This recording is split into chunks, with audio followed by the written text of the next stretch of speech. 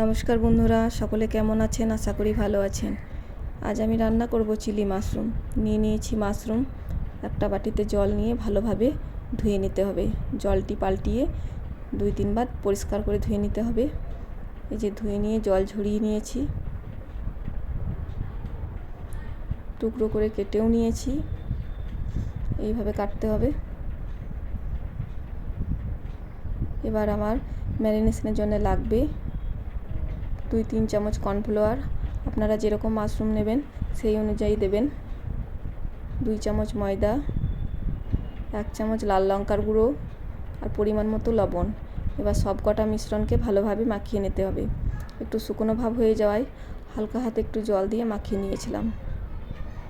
বেশি জল দেবেন না, কারণ মাশরুম থেকে জল বেরোয়। একটু চাপা দিয়ে রেখে দিয়েছিলাম। ঢাকা খুলে দেখি অনেকটাই জল বেরিয়ে গিয়েছে। আপনারা যখন বাড়িতে বানাবেন ঢাকা দিয়ে রাখবেন না, সঙ্গে সঙ্গে মাখিয়েই পকোড়াগুলো ভেজে নেবেন। যে তেল গরম হয়ে এসেছে, এবার একে একে ছেড়ে দেবো মাখিয়ে রাখা মাশরুমগুলি।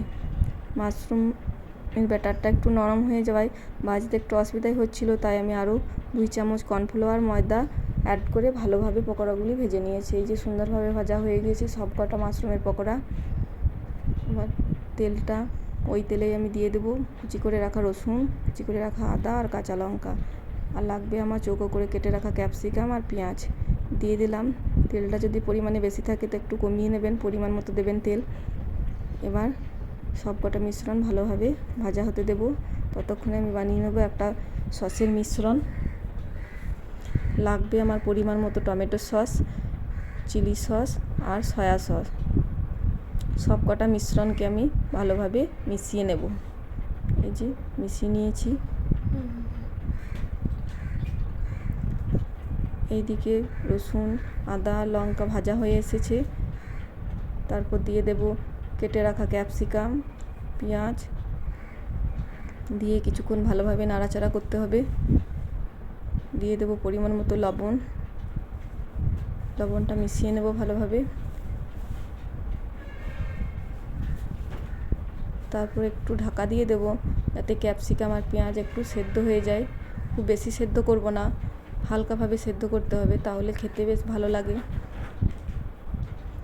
এই যে ঢাকা খুলে কিছুক্ষণ ভালোভাবে নাড়াচাড়া করে ভেজে নেব। এই যে হাফ সেদ্ধ হয়ে গেছে। এবার দিয়ে দেব বানিয়ে রাখা সসের মিশ্রণটা দিয়ে কিছুক্ষণ ভালোভাবে কষাতে হবে 3-4 মিনিট মতো। 3-4 মিনিট পর দিয়ে দেবো ভেজে রাখা মাশরুমের পকোড়াগুলি দিয়ে ভালোভাবে নাড়াচাড়া করতে হবে। কিছুক্ষণ নাড়াচাড়া করার পর এবার দিয়ে দেবো 1 চামচ মতন চিনি স্বাদের ব্যালেন্সের জন্য।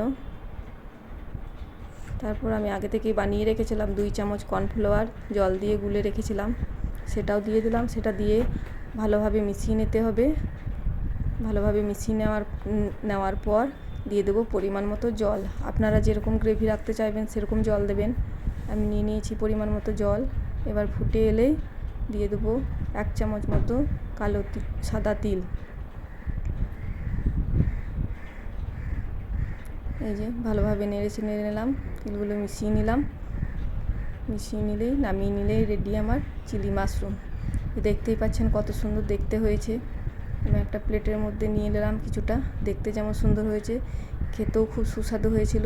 এইভাবে বাড়িতে বানিয়ে দেখবেন, খেতে খুব সুন্দর হয়। ততক্ষণের জন্য সকলকে টাটা।